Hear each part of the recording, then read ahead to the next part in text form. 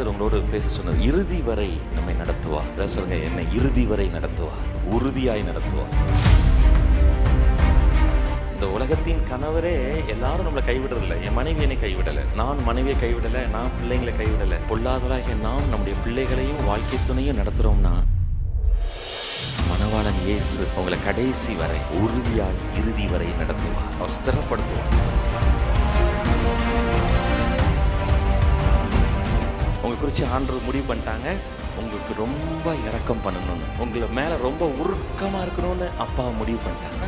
இரக்கமாக உருக்கமாக இருக்கணும்னு உலகம் உண்டாவதற்கு முன்பாகவே உங்களை குறித்து முடிவு பண்ணிட்டாங்க.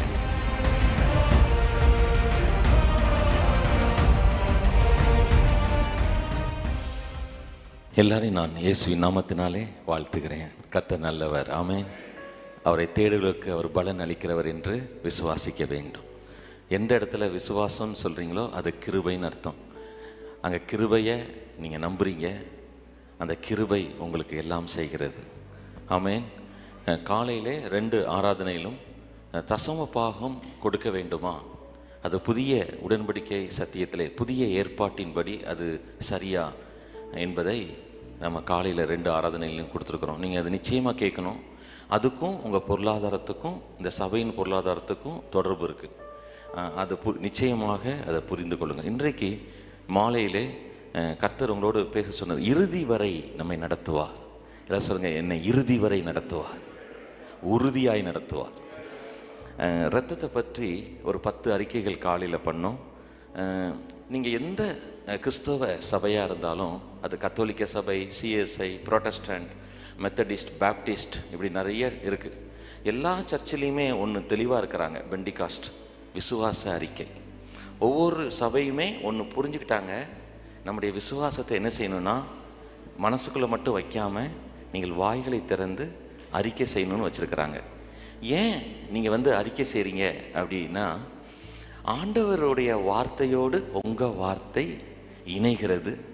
ஆண்டவர் என்ன பேசுகிறாரோ நீங்கள் அதை பேச ஆரம்பிக்கிறீங்க. உங்களுக்கு புரியுதா? அதனால தான் தேவனுடைய வார்த்தையை நீங்கள் இருதயத்தில் நம்பி, இது எங்கே இருக்குன்னா, நீங்கள் ரோமர் 10வது அதிகாரத்தில் தான் இதை பற்றி ரொம்ப ஆழமாக அங்கே பவுல் எழுதுகிறார். நீதி உண்டாக நீங்கள் இருதயத்திலே விசுவாசிக்கப்படும், ரட்சிப்பு உண்டாக வாயினால் அறிக்கை செய்யப்படும்.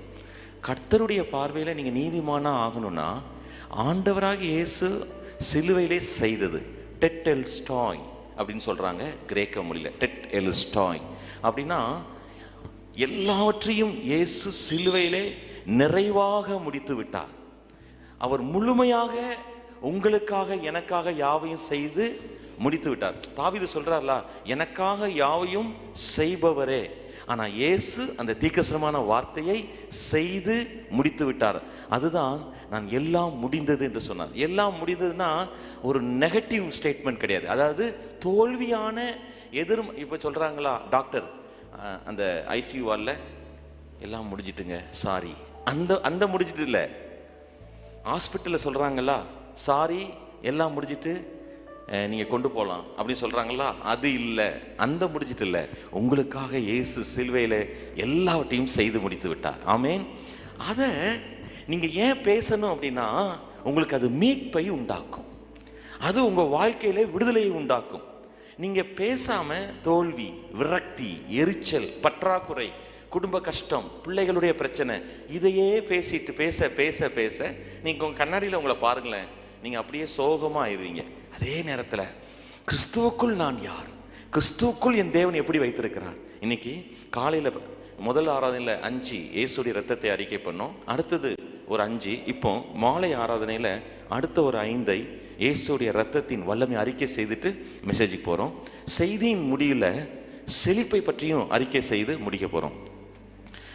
எல்லாரும் என்ன நான் சொல்கிறத நீங்கள் விசுவாசத்தோடு சொல்லும்படி அன்பாய் கேட்கிறேன். இயேசுவின் ரத்தம் சொல்லுமா, இயேசுவின் ரத்தம் என் மீதான ஒவ்வொரு குற்றச்சாட்டையும் நீக்கிவிட்டது. இது எவ்வளோ பெரிய வெளிப்பாடு தெரியுமா? இது எவ்வளோ பெரிய நமக்குள்ள கிருபை தெரியுமா? உங்களை குற்றம் சாட்டுகிறவன் தாழ விழுந்து போனான். நீங்கள் இயேசுவின் இரத்தத்தினால் தான் கழுவப்பட்ட நீதிமான். உங்களை யாரும் குற்றம் சாட்ட முடியாது. நீங்க அதை விட்டுட்டு அவங்ககிட்ட சண்டை போட்டு பிரச்சனை பண்ண வேண்டாம். நீங்கள் இயேசு கிறிஸ்துவின், எல்லாம் சொல்லுங்க, நான் இயேசுவின் இரத்தத்தாலே என் மீது வீசப்படுகிற சொல்லப்படுகிற ஒவ்வொரு குற்றச்சாட்டையும் இயேசுடைய இரத்தம் நீக்கிவிட்டது. ஆமென். அடுத்தது, இயேசு கிறிஸ்துவின் இரத்தம் என்னையும் என் குடும்பத்தையும் மூடி இருப்பதால் நானும் என் குடும்பமும் தெய்வீக பாதுகாப்பில் வாழ்கிறோம். இப்ப நீங்க சொன்னது சாதாரணம் அல்ல. உங்க வீட்டுல ஒரு தீங்கு நடக்க கூடாது, உங்க பிள்ளைகளுக்கு ஒரு தீங்கு நடக்க கூடாதுன்னா அவருடைய ரத்தம் தான் உங்களை பாதுகாக்குது. அவர் ரத்தம் தான். நீங்க சும்மா வேற பக்தி சக்திலாம் நடக்காது. உணர்ச்சிவசப்பட்டு அல்றதுனால நடக்காது. உங்களை உணர்வுகளை மதிக்கிற தேவன். ஆனா நீங்க அந்த சத்தியத்தை அறியுங்கள். சத்தியம் உங்களை விடுதலையாக்கும். குமாரன் உங்களை மெய்யாய் விடுதலையாக்க விரும்புகிறார். எல்லாம் சொல்லுங்க, இயேசு கிறிஸ்துவின் இரத்தம் என்னையும் என் முழு குடும்பத்தையும் நம் இயேசு நம்மோடு சபையையும் மூடி இருப்பதால் நானும் என் குடும்பமும் எங்கள் சபையும் தெய்வீக பாதுகாப்பில் வாழ்கிறோம். ஆமென். இயேசுவின் இரத்தம் என் வாழ்க்கையின் மீது பாவத்தின் வல்லமையை அழித்து விட்டது. திரும்பி சொல்லுங்க, இயேசுவின் இரத்தம் என் வாழ்க்கையின் மீது செயல்படுகிற எல்லா பாவத்தின் வல்லமைகளையும் அழித்து விட்டது. நான் இயேசுடைய இரத்தத்தால் கழுவப்பட்டதால் பரிசுத்தத்தில் நடக்கிறேன். நான் இயேசுவின் இரத்தத்தினால் கழுவப்பட்டதால் பரிசுத்தத்தில் நடக்கிறேன். இயேசு கிறிஸ்துவின் இரத்தத்தால் என் கடந்த கால தோல்விகள், கடந்த கால வேதனைகள், கடந்த கால பாவ வாழ்க்கை அழிக்கப்பட்டு விட்டது. இன்றைக்கு நான் புத்தம் புதியவனாயிருக்கிறேன். ஹல்லேலூயா. இயேசுவின் இரத்தத்துக்காக நல்ல கரங்கள் தட்டி ஆண்டவரை மகிமைப்படுத்துவோம். இயேசுவின் இரத்தம் ஜெயம், இயேசுவின் இரத்தம் ஜெயம். உங்களுடைய கடந்த கால தோல்வி, உங்களுடைய கடந்த கால வேதனை, உங்களுடைய கடந்த கால கண்ணீர், உங்களுடைய கடந்த கால எல்லா பாவ வாழ்க்கையும் இயேசுடைய ரத்தம் அழித்து ஒழித்து விட்டது. நீங்களும் நானும் வாழ்வோம். அதனுடைய விளைவு உங்களுக்கு வராது. அதற்கு காரணம் இயேசு சிலுவையிலே சிந்திய ரத்தம். தேங்க்யூ. நீங்கள் ரொம்ப நல்லா இருப்பீங்க, நான் ரொம்ப நல்லா இருப்பேன், கர்த்தர் ரொம்ப, நம்ம எல்லாருமே நல்லா இருப்போம். நம்முடைய பாஸ்டர் நல்லா இருப்பாங்க. என்னை அழைத்த அருமையான பாஸ்டனுக்காக, இந்த சபை மக்களுக்காக, ஊழியர்களுக்காக நன்றி செலுத்துகிறேன். மீண்டும் நம் ஆண்டுடைய செய்திக்காய் கடந்து செல்வோம். Thank you father. அவர் உங்களை இறுதி வரை நடத்துகிறவர். 1 கொரிந்தியர் 1வது அதிகாரம் 8-9. 1 கொரிந்தியர் 1வது அதிகாரம் 8-9. நம்முடைய கர்த்தராகிய இயேசு கிறிஸ்துவின் நாளிலே நீங்கள் குற்றம் சாட்டப்படாதவர்களாய் இருக்கும்படி முடிவு பரியந்தம் அவர் உங்களை ஸ்திரப்படுத்துவார். உங்களை இடையில விட்டுவிட மாட்டார் தேவன். முடிவு பரியந்தமும் அவர் உங்களை ஸ்திரப்படுத்துவார். ஆமென். சொல்லுங்க, முடிவு பரியந்தமும் என்னை ஆண்டவர் ஸ்திரப்படுத்துவார். அது மட்டும் சொல்லலை, இயேசு கிறிஸ்துவின் நாள்னா அவருடைய வருகை. அந்த நாளில் நீங்களும் நானும் குற்றம் சாட்டப்படாதவர்களாக இருக்கும்படி முடிவு பரியந்தமும் அவர் உங்களை ஸ்திரப்படுத்துவார். நீங்கள் பயப்பட வேண்டாம், நீங்கள் பயப்பட வேண்டாம். இந்த உலகத்தின் கணவரே எல்லாரும் நம்மளை கைவிடுறதில்லை. என் மனைவி என்னை கைவிடலை, நான் மனைவியை கைவிடலை, நான் பிள்ளைங்களை கைவிடலை. பொல்லாதவராகிய நாம் நம்முடைய பிள்ளைகளையும் வாழ்க்கை துணையும் நடத்துகிறோம்னா மணவாளன் இயேசு உங்களை கடைசி வரை உறுதியாய் இறுதி வரை நடத்துவார். ஹல்லேலூயா. அவர் ஸ்திரப்படுத்துவார் உங்களை. கர்த்தருடைய நாளில் எந்த பிசாசும் எந்த உங்களுடைய குறைகளும் உங்களை குற்றம் சாட்டவே விட மாட்டார். காரணம், இயேசு கிறிஸ்துவின் இரத்தம் சகல பாவங்களையும் நீக்கி நம்மை சுத்திகரிக்கிறது. ஆமென். ஒவ்வொரு நாளும் என்னுடைய ஆத்துமாவிலே சுத்திகரிப்பு நடக்கிறது, என்னுடைய பேச்சிலே சுத்திகரிப்பு நடக்கிறது.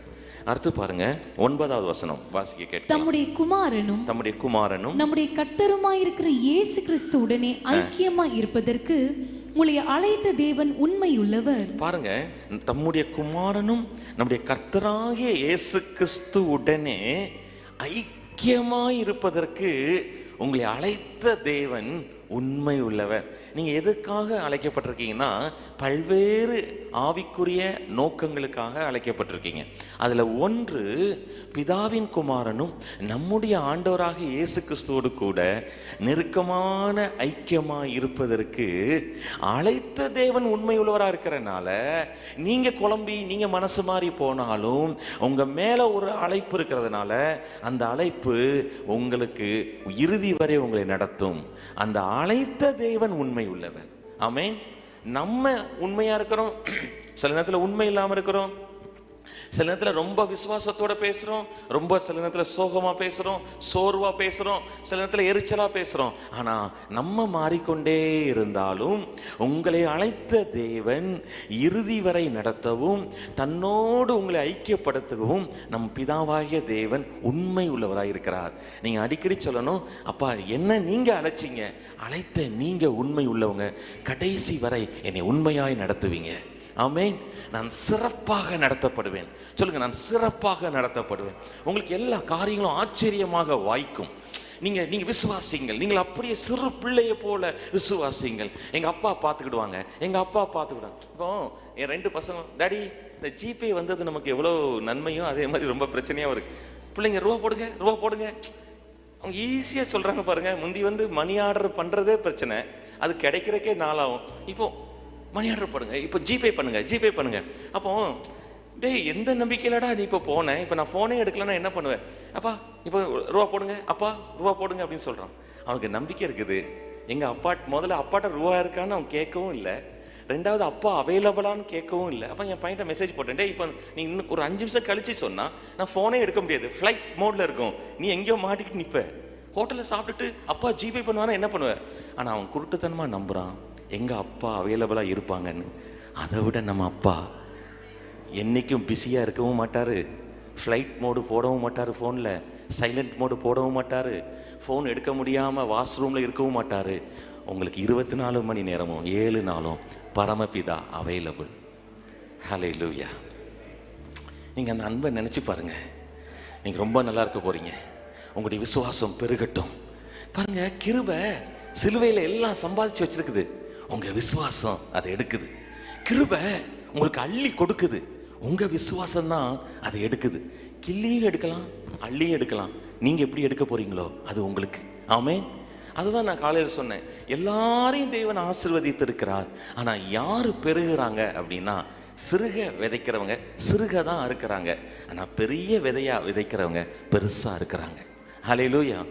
அந்த அறுவடை யாருக்கு கூடி குறையுது அப்படின்னா, உங்க விசுவாசத்துப்படி நீங்க கொடுக்கிறது தான். நான் உற்சாகமா இருக்கிறேன், எல்லாம் சொல்லுங்க, நான் உற்சாகமா இருக்கிறேன். எங்க அப்பா பார்த்து கொள்வார், எங்க அப்பா தருவாருங்க, எங்க அப்பா ஜிபே பண்ணுவாருங்க. ஆமென். எங்க அப்பா தருவாரு, எங்க அப்பா கொடுப்பாரு, எங்க அப்பா அவைலபிள். எங்க அப்பாவுக்கு ஒரு கஷ்டம் கிடையாது, அக்கௌண்ட்ல இருக்கான்னு பார்க்கவே வேண்டாம், அவருக்கு இல்லாததுன்னு ஒண்ணு கிடையாது, அவருக்கு எல்லாம் இருக்குது. உங்களுக்கு அற்புதம் செய்ய இருக்கிறார். இந்த மாலை ஆராதனை எனக்கு எப்பவுமே இந்த மாலை ஆராதனை ரொம்ப பிடிக்கும். ஏன்னா ரொம்ப கர்த்தரை தேடி வரவங்க இந்த சாயங்காலம் தேடி வருவாங்க. நீங்க பாக்கியவான்கள். உங்களுக்கு என்ன வேண்டும் கேளுங்கள், கொடுக்கப்படும். ஆமென். Thank you Lord. உங்களை அழைத்த தேவன் இயேசு கிறிஸ்துவோடு கூட, தம்முடைய மகன் இயேசுவோடு கூட ஐக்கியமா இருப்பதற்கு உங்களை அழைத்த தேவன் உண்மை உள்ளவர். சொல்லுங்க, உங்களை அழைத்த தேவன் உண்மை உள்ளவர். சொல்லுங்க, என்னை அழைத்த தேவன் உண்மை உள்ளவர், இறுதி வரை நடத்துவார். இடையிலெல்லாம் விடவே மாட்டார். நான் உம்மாலே நான் ஒரு சேனைக்குள் பாய்வேன், உம்மாலே நான் ஒரு மதிலை தாண்டிடுவேன், இந்த பிரச்சனையை நான் தாண்டிடுவேன். சொல்லுங்க, இயேசு நாமத்துல இந்த பிரச்சனையை தாண்டிடுவேன். ஏன்னா இதற்கான தீர்வு இயேசு சிலுவையில பண்ணிட்டாங்க. அதனால தான் நீங்க ஆராதிக்கிறீங்க. ஏன் இவ்வளவு நேரம் பாட்டு பாடுறாங்க? நேரம் ஏன் எல்லா பாஸ்டர்ஸும், தலைமை போதகரோ மற்ற உதவி போதகர்களோ ஏன் உங்களை அறிக்கை செய்ய சொல்றாங்க? ஏன் வர்ற ஊழியக்காரர்கள் நாங்க அறிக்கை செய்ய சொல்றோம்? இதெல்லாம் நீங்க செஞ்சிருக்கீங்க ஆண்டவரே, இதெல்லாம் எனக்காக செஞ்சிருக்கீங்க ஆண்டவரே, இதெல்லாம் எனக்காக நடக்கும் ஆண்டவரே. ஓ, நான் பேசுவது நடக்கும் ஆண்டவரே, அவன் சொன்னபடி ஆகும்னு மார்க் 11:23-24 சொல்லிருக்கீங்க ஆண்டவரே. நான் பேசுவேன், நம்பிக்கை பேசுவேன், விசுவாசத்தை பேசுவேன், என் வீட்டு சூழ்நிலையை மாற்றுவேன். என் வீட்டுல இறுக்கம் இருக்காது, நெருக்கம் இருக்காது, பெரிய தேவனுடைய பெருக்கம் இருக்கும். ஹல்லேலூயா. இந்த சபையில ஒரு பெரிய பெருக்கம் இருக்கும், இந்த ஊழியத்துல ஒரு பெரிய பெருக்கம் இருக்கும். இயேசுவின் நாமத்துல இதை பேசும் பொழுது கர்த்தர் அதை செய்கிறார். நான் சும்மா உணர்ச்சிவசப்பட்டு பேசல, உண்மையா சந்தோஷமா பேசுறேன். உங்க வாழ்க்கையில பெருக்கம் இருக்கும். ஆமென். நம்ம பெருகுவோம், நாம் பெருகுவோம். Thank you Lord. அடுத்தது 1 கொரிந்தியர் 15 3 மற்றும் 4. நான் அடைந்ததும் உங்களுக்கு பிரதானமாக ஒப்புவித்ததும் என்னவென்றால், கிறிஸ்துவானவர் வேத வாக்கியங்களின்படி நமது பாவங்களுக்காக மரித்து அடக்கம் பண்ணப்பட்டு வேத வாக்கியங்களின்படி 3ஆம் நாளில் உயிர் தெழுந்து. போதும். நீங்க சுவிசேஷத்தை பத்தி சுருக்கமா பைபிளை நீங்க புரியணும்னா இந்த வசனம் தான். அது பவுல் எழுதுறாரு. எது சுவிசேஷம், எது நற்செய்தி, எது நற்செய்தி? அவர் எழுதுறார், கிறிஸ்துவானவர் வேத வாக்கியங்களின்படி நமது பாவங்களுக்காக மரித்தார். சொல்லுங்க, இயேசு கிறிஸ்து நமது பாவங்களுக்காக மரித்தார். அடுத்தது, அவர் அடக்கம் பண்ணப்பட்டாராம். அவர் என்ன செய்யப்பட்டார்? அடக்கம் பண்ணப்பட்டார். 3ஆம் நாள் வேத வாக்கியங்களின்படி உயிரோடு எழும்பிட்டார். இவ்வளவுதாங்க சுவிசேஷம். ஏன் அப்போ உங்களை ஒருத்தவங்க பாவத்தை குற்றச்சாட்டும் பொழுது நீங்க ஏன் பயப்படணும்னு கேட்கிறேன். உங்களுக்கு ஏன் இந்த காஸ்பல் சந்தோஷம் தெரியுமா? உங்க பாவத்துக்கு இயேசு பரிகாரம் பண்ணிட்டாரு. நீங்க இப்போ ஏங்கிட்டு இப்படி பரிகாரம் பண்ணுவாங்களா? யாராவது எனக்கு பரிகாரம் செய்வாங்களா? என் பாவத்துக்கு, நான் செஞ்ச பாவத்துக்கும், எங்க முற்பிதாக்கள், என் தாத்தா பாட்டி செஞ்ச பாவத்துக்கும், எங்க அப்பா அம்மா செஞ்ச பாவத்துக்கும் நான் சங்கடப்படுறேன் இல்லை. இந்த காஸ்பல் உங்களை என்ன செய்யுது? இந்த நற்செய்தி உங்களை என்ன செய்யுது? அதுல இருந்து விடுவிக்குது. நீங்களும் நானும் என் முற்பிதாக்களும் செஞ்ச பாவத்துக்கு நம்ம தண்டனை அனுபவிக்கணும். அந்த தண்டனையை இயேசு ஏற்றுக்கொண்டாங்க. அதனால எனக்கு வர வேண்டிய நியாயமான தண்டனை எனக்கோ என் குடும்பத்திற்கோ வராது. ஹல்லேலூயா. நீங்க வரவேற்றுக் கொள்ளுங்க. இந்த காஸ்பல் சந்தோஷமா இல்லையா? உங்களுக்கு நியாயமா நீங்க பண்ண தப்புக்கும் பாவத்துக்கும், உங்க குடும்பத்தில் பண்ண பாவத்துக்கும் நீங்க தண்டிக்கப்பட்டிருக்கணும், நான் தண்டிக்கப்பட்டிருக்கணும். ஆனா அந்த தண்டனையிலே பெரிய தண்டனை மரண தண்டனை. அந்த தண்டனையை இயேசு ஏற்றுக்கொண்டு விட்ட அப்படின்னா நான் விடுதலை ஆயிட்டேன். என் வீட்டுக்கு அந்த தண்டனை வராது, வர முடியாது. ஏன்னா என் பாவத்துக்காக, என் சாபத்துக்காக, அதனுடைய விளைவுகளுக்காக இயேசு சிலுவையில் என்ன பண்ணிட்டாங்க? பரிகாரம் செஞ்சிட்டாங்க. நான் இதுதாங்க பவர்ஃபுல்லான ஒரு பிரேயர். நீங்க ஜெபத்தில் அதை தான் சொல்லணும். ஆண்டவரே, புலம்பிட்டு இருக்கிறது வேஸ்ட். ஆண்டவரே, நான் செய்த பாவத்துக்கோ, நான் செய்த அநியாயத்திற்கோ, அல்லது என்னுடைய முற்பிதாக்கள் செய்த அநியாயத்திற்கோ, என் பிள்ளை செய்கிற தவறுகளுக்கோ அவனுக்கு நியாயமாக தண்டனை வர வேண்டும். ஆனால் அதை இயேசு சிலுவையிலே ஏற்றுக்கொண்டீங்க. நீங்க பாவங்களுக்காக மரிச்சீங்க, நீங்க அடக்கம் செய்யப்பட்டீங்க, இப்போ 3ஆம் நாள் உயிரோடு எழும்பிட்டீங்க. இப்போ நான் ஆசீர்வாதத்தை அனுபவிக்கிறேன், நீங்க என் சாபத்தை அனுபவிச்சீங்க. இப்போ நான் உயிர்த்தெழுந்த வல்லமையை அனுபவிக்கிறேன், நீங்க மரணத்தை அனுபவிச்சீங்க. ஆமென். நீங்க சந்தோஷமா இருக்கீங்களா? நீங்க இதை சொல்லுவீங்களா? அல்ல ஏசியுடைய கூலிங்கில் அப்படி ரொம்ப கூலாக ஃப்ரீஸ் ஆயிடுறீங்க. நீங்க சந்தோஷமா இருங்க, ஆவியில் அனலா இருங்க. நீங்க ஆண்டவர்கிட்ட அப்படி துதிச்சு மகிழ்ச்சியா இருங்க. என் வீட்டில் எனக்கு வர வேண்டிய தண்டனை வரவே வராது, வரக்கூடாது, வர முடியாது. அதை நீங்க விடவே கூடாது. நியாயமா உங்க வீட்டில் நிறைய கஷ்டங்கள் வந்துடும். இங்க பாருங்களேன், பாஸ்டர் உங்களுக்கு என்ன சொல்லி தராங்கன்னா, அவருடைய நாமத்தின் நிமித்தமும் அவருடைய ஊழியம் செய்கிறது நிமித்தமும் நீதி நிமித்தமும் நீங்க துன்பப்படலாமே தவிர, இந்த பாவம், அதனுடைய விளைவாகிய சாபம், தரித்திரம், வியாதி, இதுல நீங்க பாடுபட்டுட்டு இயேசுக்காக நான் பாடுபடுறேன்னு சொல்வது அவங்க தவறுன்னு சொல்லித்தராங்க. பாஸ்டர் அதை உங்களுக்கு அடிக்கடி சொல்லித்தரதை நான் கவனிச்சிருக்கேன். அது ஏன் அங்கலாய் போட்டு சொல்றாங்க? நிறைய கிறிஸ்தவங்க இதுல வஞ்சிக்கப்பட்டுட்டாங்க. ஆனா அப்போஸ்தலர் பவுல் தான் செஞ்ச பாவத்துல அதை சங்கடப்படலை, ஊழியத்தின் நிமித்தம் பாடுபடுறார். இந்த சுவிசேஷத்தை கொண்டு சேர்க்கிற நிமித்தம் அவர் மரிக்கிறார். மற்றபடி நீங்க செய்த பாவத்திற்கு நீங்க தண்டனை அனுபவிக்க கூடாது. அவர் எனக்காக தண்டிக்கப்பட்டார். அவர் தண்டனை அனுபவிச்சனால நான் பெரிய ஆசீர்வாதத்தை அனுபவிக்கிறேன், பெரிய நன்மையை அனுபவிக்கிறேன். என் வீட்டில் பெரிய கிருபை வெளிப்படுது, என் குடும்பம் ரொம்ப செழிக்குது. ஆமென். இப்போ உங்களுக்கு உண்மையிலே அவர் மேல ஒரு அன்பு பெருகுமே. உங்க மேல் இப்போ நீங்க இதை கேட்க அவர் மேல ஒரு அன்பு பெருகும். அதுதான் ஆராதனை. அதுல இருந்து நீங்க ஆராதிக்க ஆரம்பிக்கும் போது ரொம்ப இன்ட்ரெஸ்டா இருக்கும். அடுத்தது 4வது வசனம் வாஸ்தாச்சு. ஒரு வசனம் ஏசாயா 8:18. உங்க பிள்ளைங்களை குறித்து உங்களுக்கு ஆழமான கவலை வரும்போது இந்த இறுதி வரை உங்களையும் உங்கள் பிள்ளைகளையும் நடத்துவார். ஏசாயா 8:18. ஏசாயா 8:18. இதோ நானும் கர்த்தர் எனக்கு கொடுத்த பிள்ளைகளும் சீயோன் பர்வதத்தில் வாசமாய் இருக்கிற சேனைகளின் கர்த்தராலே இஸ்ரவேலில் அடையாளங்களாகவும் அற்புதங்களாகவும் இருக்கிறோம். பவர்ஃபுல்லான வாக்குத்தத்தங்கள்ல ஒண்ணு இது. நானும் என் தலைமுறையும் எப்படி இருப்போமா? எல்லாம் சொல்லுங்க, நானும் கர்த்தர் எனக்கு கொடுத்த பிள்ளைகள். நம்ம பிள்ளைங்க யாரா? கர்த்தர் நமக்கு கொடுத்த பிள்ளைகள். அந்த வார்த்தையை ரொம்ப அழகா இருக்கா? உங்க பிள்ளையை சூப்பராக்குவார். ஆமென். நீங்க அவங்க பலவீனத்துல தேவனுடைய பலன் விளங்கும். அந்த வார்த்தையே எனக்கு ரொம்ப பிடிச்சி. சொல்லுங்க, நானும் கர்த்தர் எனக்கு கொடுத்த பிள்ளைகள். உங்க பிள்ளைங்க இல்ல, கர்த்தர் உங்களுக்கு கொடுத்த பிள்ளை. அது கர்த்தரால கிடைச்ச பிள்ளை. ஆமென். அப்பதான் உங்களுக்கு அந்த பிள்ளை மேலே அன்பு வருங்க, வெறுப்பு வராது. இது எனக்கு கர்த்தர் கொடுத்த பிள்ளை. இன்னைக்கு அவன்கிட்ட நான் எவ்வளவு குறைகளை பார்த்தாலும் என் தேவன் நிறைவாக்குவார். ஆமென். எப்படி இருப்பாங்களாம்? அவங்க எப்படி இருப்பாங்களாம்? சீயோன் பர்வதத்தில் வாசமாய் இருக்கிற சேனைகளின் கர்த்தராலே இஸ்ரவேலில் அடையாளங்களாகவும் அற்புதங்களாகவும், சரியா? Sign and wonder. எல்லாம் சொல்லுங்க, அற்புதங்களாகவும் அடையாளங்களாகவும். அடையாளங்களாகவும் அற்புதங்களாகவும். யாரு? இஸ்ரவேலின் கர்த்தராலே, அந்த இஸ்ரவேலின் சேனைகளின் கர்த்தராலே உங்க பிள்ளைங்க, நீங்களும் நானும் என் பிள்ளையும் தேவாதி தேவனால, கர்த்தாதி கர்த்தரால அவருடைய ஒரு அற்புதமாக, அவருடைய ஒரு அடையாளமா இருக்க போறாங்க. உங்களுக்கு சந்தோஷமா? நீங்க எப்படி இருக்க போறீங்க? உங்களை பார்க்கும்போது இவர் கடவுளின் அற்புதர், கடவுளின் அற்புதத்தின் வெளிப்பாடு இவர், இவங்க கடவுளின் அடையாளத்தின் ஒரு வெளிப்பாடு. இப்படி உங்களை பத்தி ஆண்டவர் சொல்ல விரும்புறாரு. உங்க பிள்ளைங்க இப்படிதான் இருக்க போறாங்க. எல்லாம் சொல்லுங்க, என் பிள்ளைங்க இப்படிதான் இருக்க போறாங்க. அவங்க எப்படி இருக்க போறாங்க? இஸ்ரவேலின் சேனைகளின் கர்த்தராலே அவங்க அடையாளமா இருக்க போறாங்க, அற்புதமா இருக்க போறாங்க. அப்படின்னா என்ன அர்த்தம்? அவங்கள பார்த்தீங்கன்னா இது கர்த்தருடைய அடையாளங்க. இயேசுன்னு ஒருத்தர் இருக்கிறார் என்பதுக்கு என் பிள்ளைய கர்த்தர் ஒரு அடையாளமா மாத்துவார். என்ன கர்த்தர் ஒரு அற்புதமா மாத்துவார். உங்க பிள்ளை சாதாரணமா இருக்க மாட்டான். அவங்க பிள்ளைக்கு வெவ்வேறு பேர் வச்சிருக்கலாம். ஆனா உங்களுக்கு ஒரு பெரிய வாக்குத்தத்தம் வருது. நீங்களும் உங்களுக்கு கர்த்தர் தந்த பிள்ளைகளும் இஸ்ரவேலின் சேனையாகிய கர்த்தராலே அவங்க ஒரு மிராக்கிள், ஒரு வண்டர், ஒரு சைன், ஒரு அற்புதமா இருப்பாங்க, ஒரு அடையாளமா இருப்பாங்க. ஆமென். இயேசு இருக்கிறார் என்பதற்கு நம்ம பிள்ளைங்க ஒரு அடையாளமா இருப்பாங்க.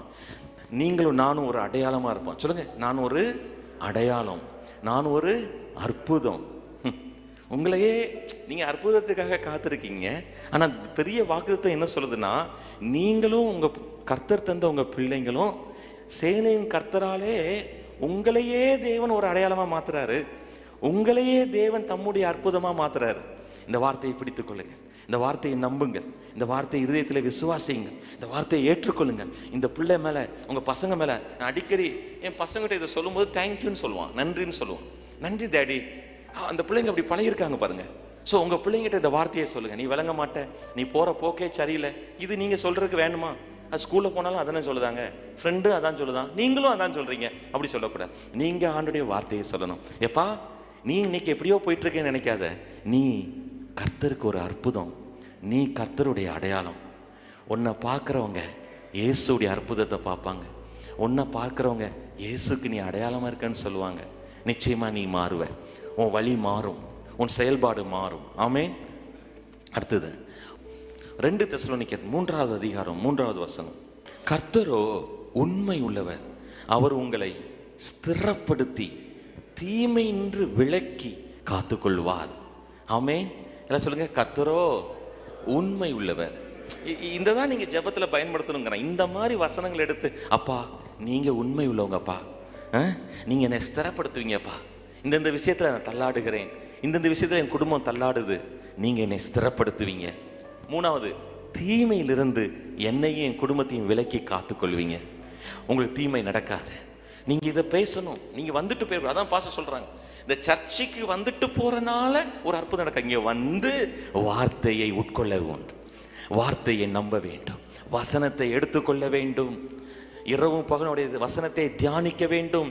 இதை வைத்து நீங்கள் வாக்குத்தத்தத்தை பேச வேண்டும், அறிக்கை செய்ய வேண்டும், தேவனை துதிக்க ஆரம்பிக்க வேண்டும். இறுதி வரையினே நடத்துவீங்க. என்னை அழைத்த தேவன் உண்மை உள்ளவர், நீங்க கடைசி வரைக்கும் என்னை ஸ்திரப்படுத்துவீங்க. தீமையிலிருந்து என்னை விலக்கி காத்துக்கொள்வீங்க, தீமையிலிருந்து என்னை விலக்கி காத்துக்கொள்வீங்க. சொல்லுங்க, தீமையிலிருந்து என்னை விலக்கி காத்துக்கொள்வீங்க. இதை நீங்க பேசினாதான் நடக்கும், இதை நீங்க சொன்னாதான் நடக்கும். இது சும்மா நடக்காது. இதை நீங்கள் நிறைய கிறிஸ்தவங்க ஆட்டோமேட்டிக்காக இல்லை, நீங்கள் இருதயத்தில் நம்பி வாயினால் அறிக்கை செய்ய வேணும். எனக்கு அழைத்த தேவன் உண்மை உள்ளவர், என்னை இறுதி வரை ஸ்திரப்படுத்துவீங்க, நிச்சயமாக என் குடும்பத்துக்கு தீங்கு வராதபடி காத்துக்கொள்வீங்க.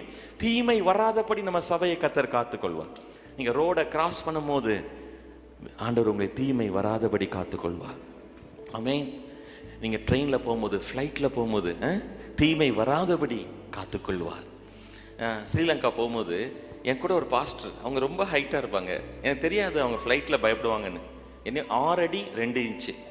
அதனால் அவர் பார்த்தீங்கன்னா ஃப்ளைட்டில் ரொம்ப பயம். ஏன்னா அப்போ தான் 242 பேர் குஜராத்தில் இறந்தனால அவருக்கு பயங்கரமான பயம். அப்போ நான் என்ன சொல்கிறேன், உங்களுக்கு அந்த தீமை நடக்காது. உங்களுக்கு ஒரு வாக்குத்தத்தம் இருக்குது. கிறிஸ்துவங்களுக்கு என்ன ஸ்பெஷல் தெரியுமா? இப்படிப்பட்ட வாக்குத்தத்தங்களை வைத்து நீங்கள் ஜெபிக்கும் பொழுது, நீங்கள் இவைகளை அறிக்கைகளாக செய்யும் பொழுது, அதை இருதயத்திலே நம்பும் போது உங்களுக்கு தீங்கு உங்களை துக்கப்படுத்தாது, தீங்கு உங்களுக்கு நேரிடாது. ஆமென். சொல்லுங்க, தீங்கு எனக்கு நேரிடாது, தீங்கு உங்களுக்கு நேரிடாது. ஆமென். சொல்லுங்க, தீமை நின்று கர்த்தர் விலக்கி என்னையும் என் குடும்பத்தையும் காத்துக்கொள்வார். இதை நீங்கள் கட்டாயம் செய்ய வேண்டும். அடுத்தது யூதா 1வது அதிகாரம் 24, 25. வலுவாதபடி உங்களை காக்கவும், வலுவாதபடி உங்களை காப்பாராம். வாக்குத்தத்தம் இருக்கு, நீ காக்கலாம். ஆண்டவரே, இதுல நான் வலிக்கிட்டு இருக்கேன். இல்ல, உங்களுக்கு வாக்குத்தத்தம் இருக்கு, நான் காப்பேன்ப்பா, நீ என் வார்த்தையை நம்பு. வலுவாதபடி காக்கிறவர் தமது மகிமையுள்ள சன்னிதானத்திலே மிகுந்த மகிழ்ச்சியோட உங்களை மாசற்றவர்களாக நிறுத்தவும். அவர் எப்படி நிறுத்துவாராம்? ரொம்ப சந்தோஷமா மாசில்லாதவங்களா நிறுத்தும்படி அவருடைய ரத்தம் உங்களுடைய ஆத்மாவை டெய்லி கழுவுது. இப்போ சோப்பு இருக்குது, சோப்பு இருக்கிறனால யாருமே அழுக்காகாமல் இருக்கிறது இல்லை. அழுக்காகிறீங்க, சோப்பு போடுறீங்க, நீங்கள் சுத்தமாகறீங்க. அதே போல் உங்களுடைய ஆவிக்குரிய மனிதன் ஒரே ஒரு தடவை கழுவப்பட்டுட்டாப்புல அது பரிசுத்தமாயிட்டு. ஆனால் இந்த ஆத்மா, இந்த மனது, இந்த சித்தம், இந்த உணர்வு, இந்த உடல் அசுசி அடைகிறது இந்த உலகத்தில். அப்போ எப்படி அந்த சோப்பு எடுத்து உங்கள் கையையும் உடம்பையும் சுத்தம் பண்ணுறீங்களோ, நம்மளுடைய பாவ வாழ்க்கையை, நம்மகிட்ட இருக்கிற பலவீனங்களை, குறைவுகளை கழுவுகிறது, சுத்தமாக்குறது இயேசுடைய ரத்தம். சரியா? அந்த இயேசுடைய ரத்தத்தை எடுத்து அதை தான் 1 யோவானில் வாசிக்கிறோம். அந்த விசுவாசிகளுக்கு தான் அந்த யோவான் எழுதுறாரு, இயேசுடைய ரத்தம் சகல பாவலிருந்து என்ன செய்து சுத்திகரிக்கிறது. ஸோ டெய்லி இயேசுடைய ரத்தத்தை நீங்கள் உங்கள் மனசு, உங்கள் சிந்தனை, உங்கள் எண்ணம், உங்கள் ஃபீலிங்ஸ், உங்களுடைய உடல், இது எல்லாம் பரிசுத்தமாக ஆகிறதுக்கு அவருடைய ரத்தத்தை நீங்கள் பயன்படுத்தணும். அதனால தான் சொல்கிறாரு, நான் வந்து உன்னை வேதனையோடு நிறுத்த மாட்டேன்ப்பா, என் சன்னிதானத்தில் நான் மிகுந்த மகிழ்ச்சியோட உங்களை மாசற்றவளாக நிறுத்துவேன். நம்மளால் பரிசுத்தமாக வாழ முடியாது. இயேசுடைய ரத்தம் என்னை முற்றிலுமாக கழுவி, எவ்வளோ சந்தோஷம். அவரே என்னை பரிசுத்தமாக்கி, அவரே என்னை நீதிமானாக்கி, அவரே எல்லாமா எனக்கு இருக்கிறார். எல்லாம் அவர் தான் செய்கிறார் எனக்குள்ள. அதனால சொல்ல, மிகுந்த சந்தோஷத்தோடு, மிகுந்த மன மகிழ்ச்சியோடு உங்களை மாசற்றலாய் நிறுத்தவும் வல்லமை உள்ளவரும் தாம் ஒருவரே ஞானமுள்ளவருமாகிய நம்முடைய இரட்சகரான தேவனுக்கு கனமும் மகத்துவமும் வல்லமையும் அதிகாரமும் இப்பொழுதும் எப்பொழுதும் உண்டாவதாக. ஆமென். பாருங்க, யார் மேல தேவன் இரக்கமா இருக்க விரும்புகிறாரோ அவர்கள் மேல் இரக்கமா இருக்கிறாரு. உங்களுக்கு தேவனுடைய இரக்கம் கிடைச்சது பெரிய ஆசீர்வாதம். எல்லாம் சொல்லுங்க, என் மேல தேவனுடைய இரக்கம் இருக்குது, உங்க மேல தேவனுடைய உருக்கம் இருக்குது, உங்க மேல தேவனுடைய அன்பு இருக்குது. அது ஒரு பெரிய பிளஸ்ஸிங். நீங்க இடையிலெல்லாம் கைவிடப்படவே மாட்டீங்க. நீங்க துதிச்சு அதனாலதான் நீங்க துதிக்கிறது தான் உங்க ஜெபத்துல அதிக நேரம் இருக்கும். நீங்க என்னை கைவிட மாட்டீங்க டாடி, நீங்க என்னை விட்டு விட மாட்டீங்கப்பா, நீங்க என்னை தொடர்ந்து நடத்துவீங்கப்பா, என்னை வலுவாதபடி காத்து கொள்ளுவீங்கப்பா. உங்க ரத்தத்தை எடுத்து நான் பயன்படுத்துறேன்ப்பா. உங்க ரத்தம் நீ சுத்திகரிக்க இருக்குப்பா, உங்களுடைய வசனம் இருக்குப்பா, உங்களுடைய வார்த்தை எனக்கு இருக்குப்பா, அதை வச்சு நான் விசுவாச அறிக்கை செய்வேன்ப்பா, நான் பெருகுவேன்ப்பா, நான் பெருகுவேன். இந்த விஷயத்துல நீ சாட்சியா வைப்பீங்க ஆண்டவரே. இந்த கஷ்டம் என்னை விட்டு நீங்கும் ஆண்டவரே. எனக்கு ஒரு நம்பிக்கை உண்டாகுது ஆண்டவரே. என் சூழ்நிலை மாறுது ஆண்டவரே. என்னை ஆசீர்வாதம் உண்டாகுது ஆண்டவரே. எங்க வீட்டுல வெளிச்சம் உண்டாகுது ஆண்டவரே. எங்க வீட்டுல பாவத்தின் வல்லமை செயலற்று போகுது ஆண்டவரே. எல்லா பாவத்தின் அடிமைத்தனம் முறிந்து போகுது ஆண்டவரே. இப்படியே நீங்க பேச ஆரம்பிச்சிருவீங்க, இப்படி நீங்க சிந்திக்க ஆரம்பிச்சிருவீங்க, இப்படி தேவனை துதிக்க ஆரம்பிச்சிருவீங்க. நீங்க ஒரு பெரிய சாட்சியா மாறிடுவீங்க. ஏன் தெரியுமா? உங்க மேல இரக்கமா இருக்கணும்னு தேவன் முடிவு பண்ணிட்டார். உங்க மேல தேவன் இரக்கமா இருக்கணும்னு முடிவு பண்ணிட்டார். உங்க மேல தேவன் இரக்கமாக இருக்கிறார். என் மேல தேவன் இரக்கமாக இருக்கிறார். அந்த இரக்கத்தை கொண்டாட வந்திருக்கிறீங்க இன்னைக்கு. அப்படியா? அதான் உயிர்த்தெழுந்த ஞாயிறுன்னு சொல்றோம். 3ஆம் நாள் இயேசு உயிரோடு எழுப்பப்பட்டார். என் பிதா தம்முடைய ஆவியானவரை கொண்டு இயேசுவை உயிரோடு எழுப்பினார். அவர் மட்டும் எழும்பல, அவரோடு கூட நான் உயிரோடு எழுப்பப்பட்டேன். அவரோடு கூட நான் மரித்தேன். அவரோடு கூட நான் அடக்கம் செய்யப்பட்டேன். இப்போ அவரோடு கூட பிதாவின் வலது பக்கத்துல நான் உட்கார்ந்து இருக்கிறேன். நான் பாதுகாப்பா இருக்கிறேன். எனக்கு தீங்கை நடக்காது. என்னை கர்த்தர் காப்பாற்றுவார். என்னை கர்த்தர் கைவிட மாட்டார். எவ்வளவு பெரிய பாவத்தின் அடிமைத்தனங்களும் எவ்வளவு பெரிய கொடுமைகளும் நீங்க செய்து வந்திருந்தால், இன்றைக்கு இயேசுடைய இரத்தம் சகல பாவங்களை நீக்கி உங்களை மாசற்றவர்களாய் நிறுத்த வல்லமை உடையதா இருக்கிறது. அவருடைய இரத்தத்தை உயர்த்துங்க. உங்க பலவீனத்தை உயர்த்தாதீங்க. உங்களுடைய பாவத்தை உயர்த்தாதீங்க. உங்களுடைய பலவீனத்தை உயர்த்தாதீங்க. உங்களுடைய கேவலமான காரியங்களை உயர்த்தாதீங்க.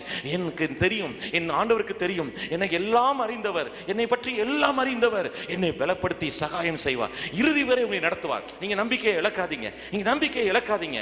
யாரை பற்றி நம்பிக்கை இழக்காதீங்க.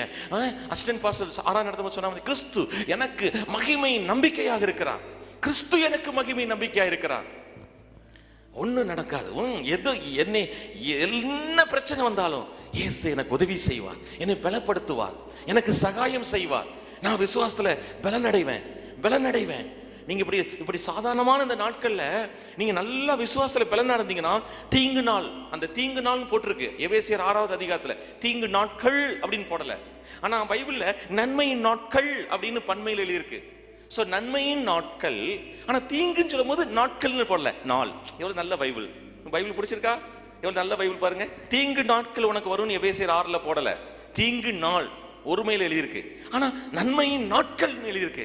சோ எப்பமாவது அந்த தீங்கு நாள் வரும் பொழுது, நீங்க இப்போ காமனா அமைதியா இருக்கிற அந்த நாட்கள்ல கிறிஸ்துக்குள்ள பலனா இருக்கும் பொழுது, நீங்க கிறிஸ்து கொடுத்துக்கிற சர்வாயுத வர்க்கங்களை தரித்து கொண்டு நீங்க ஜெயிக்க போறீங்க. விசுவாசம் என்கிற கேடகத்தை நீங்க பிடித்துக் கொள்ள போறீங்க. நீதி என்கிற மார்க்கவசத்தை தரித்து கொள்ள போறீங்க. வசனமாகிய பட்டயத்தை நீங்க பயன்படுத்த போறீங்க. நீங்க ஜெயித்து எழும்ப போறீங்க. இது வெறும் உற்சாகத்தின் வார்த்தை அல்ல, இது ஜீவனுள்ள தேவனுடைய வசனம். இது உங்களை வாழ வைக்கும் வார்த்தை, உங்களை உயிர்ப்பிக்கிற ஒரு வார்த்தை, உங்களை எழும்பி பிரகாசிக்கிற வார்த்தை. நீங்க எழுந்து ஊழியத்தை கட்டுகிற ஒரு வாழ்க்கை, எழுந்து ஊழியத்தை கட்டுகிற தேவ மனிதனோடு நீங்கள் யோசுவா காலேபை போல நிற்கிறவர்கள். நீங்கள் உங்களுடைய கர்த்தர் உங்களுடைய பணத்தை அதற்காக பயன்படுத்த சொல்லுகிறார், உங்களுடைய பலத்தை அதற்காக பயன்படுத்த சொல்லுகிறார். ஹல்லேலூயா. இன்னைக்கு காலையில ஒரு ஜோக் என்னன்னா, ஒரு குழந்தை பிரதிஷ்டை பண்ணாங்களா, நான் பார்க்குறேன் ஒரு 5-6 பிள்ளைகள் முன்னாடி, இவருக்கு இது 7வது பிள்ளையா இருக்குமோ, அவர் என்னடா இத்தனை பிள்ளைகள் வருது, எனக்கு சிரிக்கவா சீரியஸா மெசேஜ் கொடுக்கவான்னு தெரியல. நம்மள இப்ப பாஸ்டர் கூட போறாங்க, என்னடா அவ பாக்குறேன் பக்கத்துல வர மாப்பிள்ள அந்த மனுஷன் இளமையா இருக்காரு. ஓகே, இது என்னது இப்படி குட்டி குட்டிஸா வருது, ஒரு குழந்தை தானே பிரதிஷ்டை பண்ணணும், இம்முட்டு வருது அப்படின்னு பார்த்தா அந்த சிஸ்டர் சண்டே கிளாஸ் ஊழியம் செஞ்சிருக்கிறாங்க. அவங்க விதைச்சதா இருக்காங்க பாருங்களேன், அழகான அந்த கிஃப்ட்ஸ். நான் சொன்னேன், அண்ணா இதை என்கரேஜ் பண்ணுங்க. நீங்க பாருங்க, ஒரு கேத்தலிக்ல இருக்கும் போது கூட காணிக்கை நம்ம சர்ச்சில் ஏதாவது ஸ்பெஷலா இருந்தா நம்ம குடும்பம் என்ன செய்வாங்க, காணிக்கை செலுத்துவோம். ஆனா இந்த பெத்தகோஸ்து சபைக்கு வந்தோடனே அதெல்லாம் விட்டுட்டோம். இல்ல, இன்னைக்கு செஞ்சது ரொம்ப நல்ல உதாரணம், இதை விட்டுறாதீங்க. என்ன ரொம்ப அழகா இருக்கு. உங்களுக்கு ஒரு பிள்ளை 2 பிள்ளை இருந்தாலும் சண்டே கிளாஸ் போய் சொல்லுங்க, வரிசையா அனுப்புவாங்க. நீ எத்தனை காணிக்கையோ கொடுக்க, அது அழகா இருக்குது. அண்ணன் எனக்கு ஒரு கிஃப்டும் கொடுத்தாங்க. ஸோ தேவன் உங்களை ரொம்ப நேசிக்கிறார். ஆமே, நீங்க விதைச்சதை அறுப்பீங்க. அப்ப அந்த சிஸ்டர் என்ன பண்ணிருக்காங்க, சிறுவர் ஊழியம் செஞ்சிருக்கிறாங்க. நீங்க இந்த சபையில ஏதாவது ஒரு ஊழியத்துல உங்களுடைய கை இருக்கட்டும். உங்களுக்கு எதுவுமே செய்ய முடியலையா, பொருளாதாரத்தில் சப்போர்ட் பண்ணுங்க. உங்களால் இன்னொன்று பொருளாதாரத்தை சப்போர்ட் பண்ண முடியலையா, ஜெப ஊழியம் செய்யுங்க. எனக்கு ரொம்ப ஜெபிக்க வரமாட்டுக்கு பாஸ்டர், பணிவிடை ஊழியம் செய்யுங்க. ஏதாவது ஒரு ஊழியத்திலே கர்த்தர் இந்த மாலை ஆராதனையிலே நேரலையிலும் பார்க்கிற உங்களுக்கு அழைக்கிறார். நம்ம தூத்துக்குடி இயேசு நம்மோடு சபையில் நீங்கள் நிச்சயமாக உங்கள் கை ஒரு பங்களிக்கணும், உங்கள் வாழ்க்கை ஒரு பங்கு பெறணும். நான் இவ்வளோ நாள் வந்துட்டு போகிறேன், ஆனால் நான் பலப்பட்டுட்டேன். நான் சத்தியத்தில் இவ்வளோ கற்றுக்கொண்டேன். எனக்கு இவ்வளவு மகிமையான ஊழியத்தை தேவன் தம்முடைய ஊழியக்காரர்கள் மூலம் செஞ்சிட்டாங்க. நான் ஒரு பிரயோஜனமுள்ள ஒரு பாத்திரமாக மாறுவேன். ஆமேன். நான் வந்து செல்கிற கூட்டத்தில் அல்ல, வந்து செல்வர்களுக்கு தேவ மனிதரோடு தேவ மனுஷிகளோடு ஊழியம் செய்கிற ஒரு தேவ பிள்ளைகளாய் கர்த்தர் என்னை எழுப்புங்கப்பா, கர்த்தர் என்னை பயன்படுத்துங்கப்பா. நல்லா தெரிஞ்சுக்கோங்க, ஊழியம் செய்கிறதுக்கும் ஊழியம் அது சொல்லும் போதெல்லாம் எனக்கு புல்லரிக்குன்னு சொல்லுவாங்களா, குஸ் பம்ப்ஸ் இங்கிலீஷில் சொல்லுவாங்க. எனக்கு அது சொல்லும் போதெல்லாம் ரொம்ப டச்சிங். என் ஊழியம் செய்யலுக்கும் ஊழியம் செய்யாதவளுக்கு இடையில நான் வித்தியாசத்தை காண்பிப்பேன். நீங்கள் ஊழியம் செய்கிற கூட்டத்தில் பாஸ்டரோட கனெக்ட் ஆகிக்கணும். நம்ம சபை மிகுந்த ஒரு பெரிய தேவ சபையா இன்னும் இன்னும் இன்னும் இன்னும் பெருக போகுது. நீங்கள் வந்து செல்கிற கூட்டம் அல்ல, வந்து செல்களுக்கு ஊழியம் செய்கிற கூட்டம். உங்களை பயன்படுத்த போகிறார். உங்களுக்கு எதுவுமே செய்யல, டேலண்ட், இந்த மாதிரி மியூசிக் டேலண்ட் பண்ண முடியுமா, இந்த மாதிரி பாட்டு பாட முடியுமா, இந்த மாதிரி வசனங்களை தியானி இல்லை, உங்களுக்கு எதுவுமே செய்யல. சேர் வந்து தொடச்சிட்டு போயிருங்க, ஒரு 10 சேர். டாய்லெட் க்ளீன் பண்ணுறதெல்லாம் யாரோ ஒருத்தங்க செய்யணும்னு நினைக்காதீங்க. நம்ம சபை டாய்லெட்டை சுத்தம் பண்ணலாம். தாழ்மை உள்ளவனுக்கு தேவன் கிருபை அளிக்கிறார். பாஸ்டர், நான் எவ்வளோ பெரிய சமூக பின்னணி, கிறிஸ்துக்களை வந்தால் நம்ம எல்லாரும் ஒரே குடும்பம். தன்னைத்தான் தாழ்த்துகிற எவனும் உயர்த்தப்படுவான், தன்னைத்தான் உயர்த்துகிற எவனும். இதெல்லாம் மாறாத சத்தியம், இது மாறவே மாறாது. உங்களை யாரும் சிறுமைப்படுத்தலாம், ஆனால் கர்த்தரோ எல்லாவற்றையும் பார்க்கிறார். ஆமென். அது இன்னொரு வசனமும் எனக்கு ரொம்ப டச்சாக இருக்கும். நீங்கள் பரிசுத்தவான்களுக்கு செய்கிறதும் செய்து வருகிறதையும் கர்த்தர் மறந்துவிட அவர் அநீதி உள்ளவர் அல்ல, அவர் நீதி செய்வார். அவர் உங்களுக்கு நீதி செய்வார். இந்த சபையிலலாம் எங்களுக்கு இந்த சாப்பாடு வைக்கிற சகோதரிகளெல்லாம் நான் ஆச்சரியமாக பார்ப்பேன். இவங்க பிள்ளைங்க எவ்வளோ நல்லா இருக்க போகிறாங்க. ஆமென். எங்கள் சர்ச்சில் நான் பணிவிட ஊழியம் செஞ்சேன், ஆனால் கர்த்தர் உயர்த்தி வச்சுருக்காரு. ஒரு நாள் உங்களுக்கு எல்லாரும் பணிவிட செய்வாங்க. உங்கள் பாஸ்டர் தோட்டத்தில் பணிவிட செஞ்சாங்க, ஃபாதருக்கு அவங்கள உயர்த்தி வச்சுருக்கிறாங்க. என் தேவர் உங்களை உயர்த்தி மகிழ்வார். நீங்கள் இந்த சபையில் ஏதாவது ஒரு டிரைவிங் தெரியுமா, நீங்கள் ஏன் வேன் எடுத்துகிட்டு போய் செய்யக்கூடாது? நீங்கள் டாக்டராக இருக்கலாம், நீங்கள் இன்ஜினியராக இருக்கலாம், நீங்கள் கலெக்டராகவும் இருங்க. ஆனால் இந்த சபையில் தேவனுடைய பிள்ளை, நம்ம எல்லாரும் ஒரே குடும்பம். இங்கே இவ்வளோ படிச்சிருக்கோம், இவ்வளோ படிக்கலை, இவ்வளோ ஸ்டேட்டஸ் பார்க்கவே கூடாது. நம்ம எல்லாரும் ஒரே குடும்பம். இல்லை, என்ற கர்த்தர் சொல்கிறாரு, அது ஏவப்பட்டு தான் சொல்கிறேன். நீங்கள் இந்த சர்ச்சில் வந்து செல்லுகளாய் அல்ல, வந்து செல்லுகளுக்கு ஊழியம் செய்களாய் நீங்கள் மாற வேண்டும். ஆமென். சில பேருக்கு டீச்சிங் கிஃப்ட் இருக்கும், நீங்கள் சிறுவர் ஊழியம் செய்யுங்கள், வாலிபர் ஊழியம் செய்யுங்கள். நிறைய டேலண்ட் இருக்கும், அந்த திறமைகளை கர்த்தருக்கென்று பயன்படுத்துங்கள். யாரோ உங்களை சபைக்கு நான் வந்தேன் பாஸ்டர், என்னை ரொம்ப உற்சாகம் இல்லாமல் பேசிட்டாங்க, அதனால இனிமேல் நான் வந்தோமா போனோமா இருப்போம், அப்படி இருக்கக்கூடாது. உங்களை யார் என்ன பேசினாலும் அவைகள் எல்லா ஆண்டிடத்திலே வைத்து விட்டு உற்சாகமாய் ஓடுங்கள், சோர்ந்து போக வேண்டாம். ஆமென். உங்க மேல தேவன் மிகுந்த இரக்கமாக இருக்கிறார். அந்த வசனம் வாசிக்கலாம். ரோமர் 9வது அதிகாரம் 15-16. ரோமர் 9:15-16. அவர் மோசேயை நோக்கி, எவன் மேல் இரக்கமாயிருக்க சித்தமாய் இருப்பேனோ அவன் மேல் இரக்கமாய் இருப்பேன், எவன் மேல் உருக்கமாயிருக்க சித்தமாய் இருப்பேனோ அவன் மேல் உருக்கமாயிருப்பேன் என்றார். ஆகையால் விரும்புகிறவனாலும் அல்ல, ஓடுகிறவனாலும் அல்ல, இறங்குகிற தேவனாலே யாம். இந்த கிருபை அப்படின்னு இங்க போடல, கிருபன் போடாம கிருபை பற்றி வெளிப்படுத்துகிற வசனங்கள்ல இது ஒண்ணு. எவன் மேல் தேவன் இரக்கமா இருக்க சித்தமா இருந்தாரோ அவன் மேல தேவன் இரக்கமா இருக்கிறார். எவன் மேல் உருக்கமா இருக்க சித்தமா இருப்பேனோ அவங்க மேல என்ன செய்வாராம்? உருக்கமா இருப்பாராம். ஆகையால் விரும்புகிறனாலும் அல்ல, ஓடுகிறனாலும் அல்ல, இறங்குகிற தேவனாலயாம். உங்க மேல தேவன் எப்படி இருக்கிறாங்கன்னா இரக்கமா உருக்கமா இருக்கணும்னு உலகம் உண்டாவதற்கு முன்பாகவே உங்களை குறித்து முடிவு பண்ணிட்டாங்க. உங்களுக்கு சந்தோஷமா இருக்கா? உங்களை குறித்து ஆண்டவர் முடிவு பண்ணிட்டாங்க, உங்களுக்கு ரொம்ப இரக்கம் பண்ணணும்னு, உங்களை மேலே ரொம்ப உருக்கமாக இருக்கணும்னு அப்பா முடிவு பண்ணிட்டாங்க. எல்லாம் சொல்லுங்க, என் மேலே தேவாதி தேவன் மிக மிக இரக்கமாக இருக்க வேண்டும் என்று, உருக்கமாக இருக்க வேண்டும் என்றும் முடிவு செய்து விட்டார். முடிவு பண்ணிட்டார் உங்க மேல. இப்போ சொல்லுங்க, உங்க முடிவு எப்படி இருக்குன்னு சொல்லுங்க. நீங்க எப்படி இருப்பீங்கன்னு சொல்லுங்க. கேன்சர்ல சாக மாட்டீங்க. ஆமென். அவங்களுக்கு வருது, இவங்களுக்கு வருது, உங்களுக்கு எனக்கும் வர முடியாது. ஏன்? நீங்க ரொம்ப நல்லவா, நீங்க ரொம்ப நல்லவர் இல்லை. இல்லை, என் மேல தேவன் இரக்கமா இருக்குன்னு முடிவு பண்ணார். அதனால அவங்கள ரொம்ப கேவலமா அல்லது என்னைய ரொம்ப உயர்த்த இல்லை, என் மேல தேவன் இரக்கமா இருக்கார், நான் அவரை துதிப்பேன், அவ்வளவுதான். அதுக்கு மேல ஒரு வார்த்தை பேசுறதுக்கு ஒண்ணுமே இல்லை. விரும்புகிற என்னாலும் அல்ல, ஓடுகிறனாலும் அல்ல, என் மேல தேவன் இறங்குறார், என் மேல தேவன் இரக்கமா இருக்கார். அதுதான் நம்ம அவரை ஆராதிக்கிறோம். என் மேல உருக்கமா இருக்கீங்கப்பா, என் மேல இரக்கமா இருக்கீங்கப்பா, அதனால நான் உங்களை ஆராதிக்கிறேன்ப்பா. அவங்களாம் தீமை செஞ்சாங்கப்பா, அதனாலதான் அந்த குடும்பம் இப்படி சாவுது. அப்படி பேசக்கூடாது, அப்படி பேசவே கூடாது, அதுதான் தவறு. என் மேல தேவன் உருக்கமா இருக்கிறார், என் மேல தேவன் இரக்கமா இருக்கிறார். அதனால இறங்குகிற தேவனால என் வீட்டில் நன்மை நடந்துகிட்டே இருக்கும், இந்த சபைக்கு நன்மை நடந்து கொண்டே இருக்கும், நன்மையின் கிருபை உங்க வீட்டில் நடந்து கொண்டே இருக்கும்.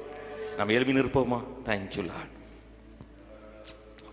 உங்களை அவர் இறுதி வரை நடத்துவார். செழிப்பை பற்றி காலையில் 20 வாஸ்தம், 20 அறிக்கை செய்தோம். இன்னும் ஒரு 10 இப்போ அறிக்கை செய்ய போகிறோம். தேங்க்யூலா, தேங்க்யூ ஃபாதர். இயேசுடைய ரத்தத்தை ஃபர்ஸ்ட் அறிக்கை பண்ணோம். இப்போ முடிவில் செழிப்பை பற்றி தயவுசெய்து நான் சொல்ல நீங்கள் அறிக்கை செய்யுங்கள். மிகப்பெரிய செழிப்பு உங்கள் வாழ்க்கை நடக்கும்.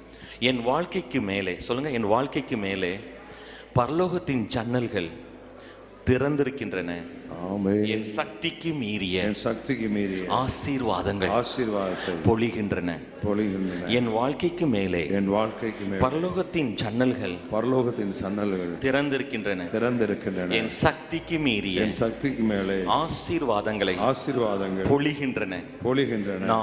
நான் பயத்திலோ அல்லது பொருளாதாரத்தை பற்றி கவலையிலோ செயல்பட மறுக்கிறேன். காரணம் தேவன் எனக்கு வழங்குபவர், தேவன் எனக்கு கொடுப்பவர். ஆமென். இது ரொம்ப முக்கியமான இது. உங்களுக்கு பயம் வருதுல, இப்ப இயேசு நாமத்துல போட்டோம். எல்லாம் சொல்லுங்க, நான் பயத்திலோ அல்லது பொருளாதாரத்தை பற்றிய கவலையிலோ செயல்பட மறுக்கிறேன். காரணம் தேவன் எனக்கு கொடுப்பவர். என் வாழ்க்கையின் ஒவ்வொரு தேவையையும் கிறிஸ்து இயேசுவில் பூர்த்தி செய்யப்படுகிறது. மீண்டும் சொல்லுமா, என் வாழ்க்கையின் ஒவ்வொரு தேவையையும் கிறிஸ்து இயேசுவில் பூர்த்தி செய்யப்படுகிறது. நான் என் எண்ணங்களை உலகத்தின் வரம்புகளுடன் அல்ல, தேவனுடைய மிகுதியுடன் இணைக்கப்பட்டிருக்கிறேன். இது ரொம்ப பவர்ஃபுல்லானது. அன்லிமிட்டடோட நீங்க கனெக்ட் ஆயிட்டீங்க. உலகத்துல பற்றாக்குறை, ஆனா தேவனுடைய ராஜ்யத்துல பற்றாக்குறை இல்ல. தேவனுடைய ராஜ்யத்துல பற்றாக்குறை அல்ல.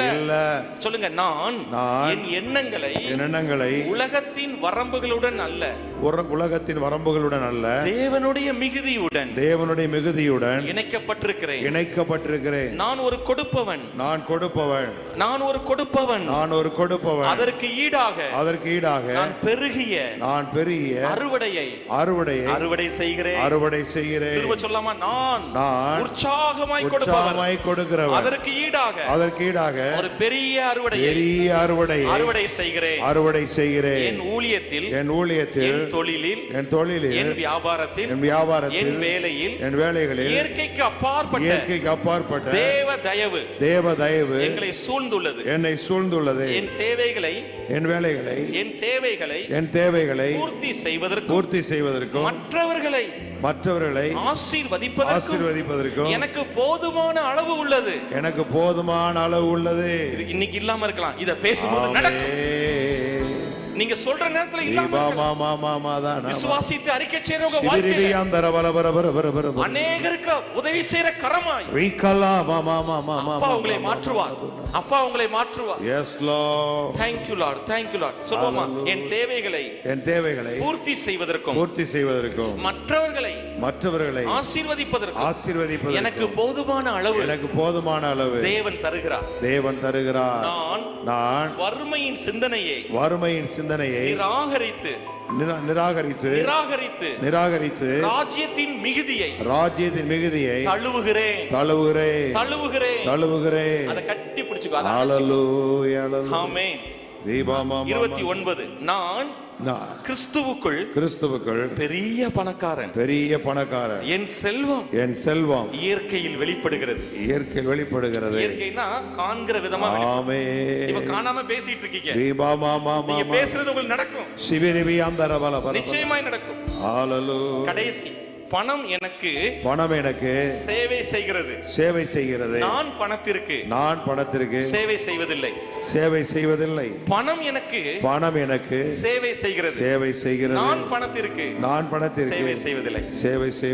பிளஸ் பண்ணி முடிக்கிறேன். Thank you. ஹalleluya. 3 ஆராதனையிலும் தேவரே பேசிய நல் வார்த்தைகள், இங்கே வெளிப்பட்ட தேவ பிரசன்னம், இங்கே வெளிப்பட்ட தேவ மகிமை, விதைக்கப்பட்ட வார்த்தை, பாடப்பட்ட பாடல், இங்க வந்த ஜனங்கள், நேரலையிலே பார்த்தவர்கள், உங்களால் ஆசீர்வதிக்கப்பட்டவர்கள், உங்களால் ஆசீர்வதிக்கப்பட்டவர்கள். உலகத்தின் வரம்புகளோடு லிமிட்டட், இவ்வளவுதான் இல்ல, அளவற்ற மிகுதியான தேவனுடைய ஆசீர்வாதத்தில் நாங்கள் இணைக்கப்பட்டிருக்கிறோம். எங்களுக்கு அங்கிருந்து சப்ளை ஆயிட்டே இருக்கும். கிருபை சப்ளை ஆகும், அபிஷேகம் சப்ளை ஆகும், வல்லமை கொடுக்கப்படும், ஜனங்களுக்கு ஆரோக்கியம் கொடுக்கப்படும், வேலைக்காக காத்திருக்கவங்க நல்ல வேலை கிடைக்கும், தொழில் ஆசீர்வாதம் கிடைக்கும், ஊழியம் செய்வடைய ஊழியம் ஆசீர்வதிக்கப்படும். மொத்தத்துல தூத்துக்குடி இயேசு நம்மோடு சபை எல்லாவற்றிலும் செழிக்க போவதற்காய் நன்றி. இயேசுவின் மூலம் பிதாவே, ஆமென்.